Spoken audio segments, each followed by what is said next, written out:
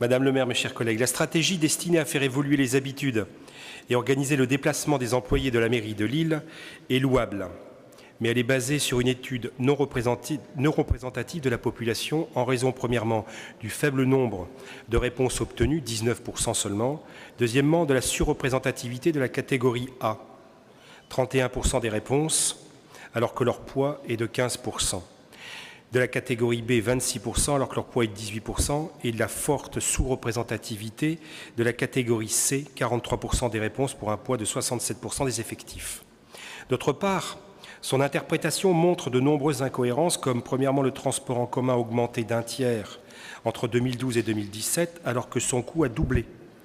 Le prix d'un voyage en transport en commun passant de 1,05 € en moyenne en 2012 à 1,76 € en 2016.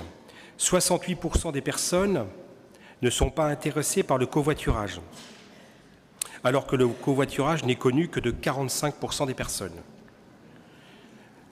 En ce qui concerne le covoiturage, les causes du non-recours à cette pratique sont très imprécises et certaines relations de cause à effet sont discutables.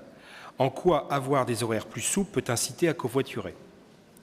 C'est très ennuyeux car le covoiturage est le seul vecteur de transformation rapide et peu coûteux des habitudes de déplacement. Les transports en commun sont saturés et très coûteux.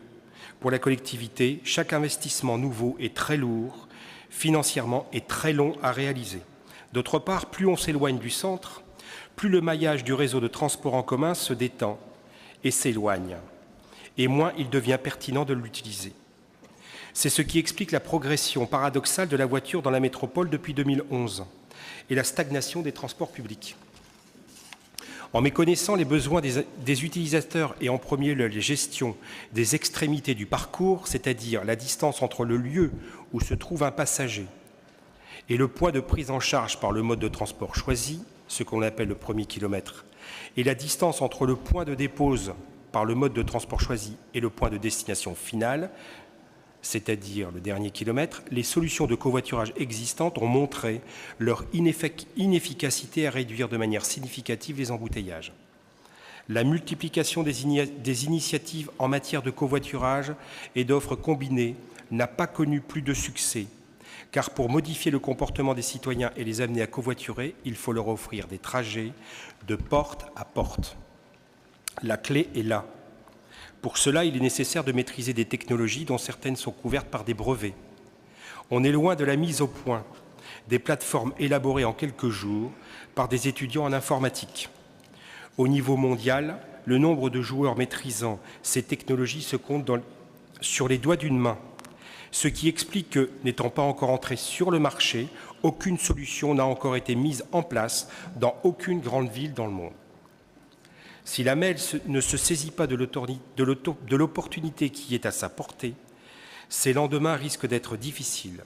Vous avez, Madame Aubry, en tant que maire de la plus grosse ville de la métropole et située au cœur de son système de communication, une responsabilité immense.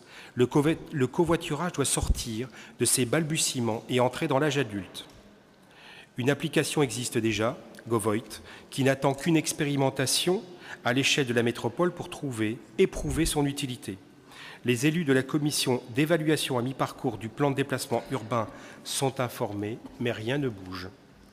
Il y a actuellement 1 personne, en moyenne par véhicule circulant dans la MEL. Si ce chiffre passait à 1,4, les bouchons disparaîtraient. Je vous remercie.